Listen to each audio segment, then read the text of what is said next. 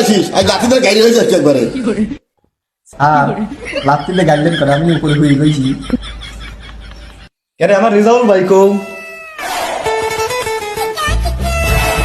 এই তোর কি হয়েছে রে? মারছে কি নাম আছে?